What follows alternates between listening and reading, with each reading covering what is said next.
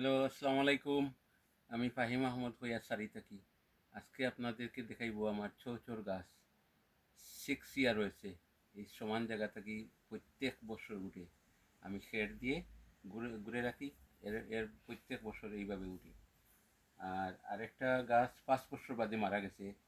কেন মারা গেল আমি জানি না, তবে এইটা ছিল আমার প্লাস্টিকের বোলের মধ্যে, এই জন্য হয়তো মারা গেছে।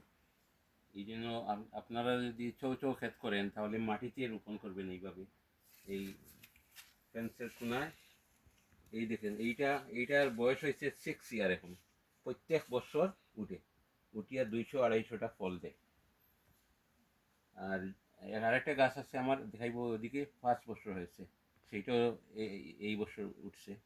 আর একটা গাছ এই বছর 6 ইয়ার হইল নেই এইটার সাথে, কিন্তু এই গাছটা আর ওঠে নাই, আমি জানি না কেন। মেবি আমি প্লাস্টিকের বোলের মধ্যে ছিল, ঠান্ডা লেগেছে, সেই জন্য মরে গেছে। আর এই দেখেন আমার লাল শাক, এইটা আমি সামনের সপ্তাহ তুলে ফেলবো। তুলে 3-4 দিন এই জায়গাটাকে আবার রেডি করে আবার লাল শাক দিব। এইভাবে আমি 3বার এই জায়গা থেকে লাল শাক খাইবে। আর আমার এই বছর যে খসুর গাছগুলা এই দেখেন উঠে নাই।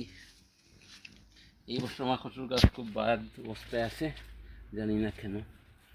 আমি চেষ্টা করতেছি, নেক্সট ভিডিওতে দেখাবো আপনাদেরকে। আর আমার নাগার গাছ দেখেন, এই বছর মাশাআল্লাহ আমার নাগা 60 মাইল দূর থেকে গিয়ে আনছি। এই নাগার গাছগুলা এই দেখেন বড় হইতেছে, প্রচুর নাগার গাছ, প্রচুর নাগা ধরবে। এই দেখেন আরও এই নাগাগুলো আমি 60 মাইল, কোনোটা আছে 45 মাইল দূর, কোনোটা 60 মাইল দূর থেকে গিয়ে আনছি আমি। কারণ আমার কোনো গাছ এই বছর বাঁচে নাই, ঘরে রেখেছিলাম লাস্ট ইয়ারে, সব মরে গেছে। আর এইটা আমার কদুর গাছ, এটা আমার কদুর গাছ হয়েছে, এটা আমার কদুর গাছ হয়েছে, এই দেখেন উঠতেছে, এটা কেরালার গাছ। আর এইদিকে দেখাইছি, এই দেখেন আর কদুর গাছ। আর আরেকটা জিনিস আমি দেখাইতেছি আপনাদেরকে, এই যে এইভাবে বোলের মধ্যে আপনারা এই যে লাল কবি বলে না, এগুলা ফলাইতে পারবেন। আর এইটা বাংলাদেশ থেকে আনছিলাম আমি, 27 বছর বাদে গেছিলাম বাংলাদেশে, যারা আছে আনছিলাম, একটা মরে গেছে এই দেখেন, আর একটা জিন্দা আছে। আর এইখানে দেখেন এই গাছটার বয়স হয়েছে 5 ইয়ার, চৌচোর গাছ। আমি প্রত্যেক বছর ভিডিওতে দেখাই, এই চৌচোর গাছটা আমার 5 ইয়ার হয়েছে। এইবারও বাম্পার ফলন হবে আশা করি। আর এই বউলের মধ্যে ছিল সবচেয়ে পুরানা গাছ, এইটা এই বছর আর হয় নাই, তাই আমি এইটা রেখে দেওয়া হয়, লাল শাকটা দিয়ে দিছি।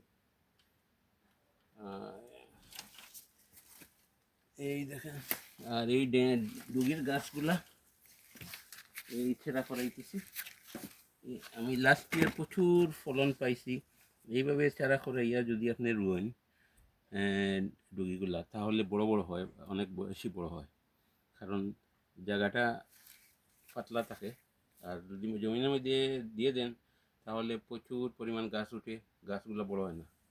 তাই আমি দেখছি লন্ডনের মাটিতে এইভাবে ছেঁড়া করাইয়া যদি আলাদা আপনি মাটিতে রোপণ করেন তাহলে ভালো ফলন পাবেন।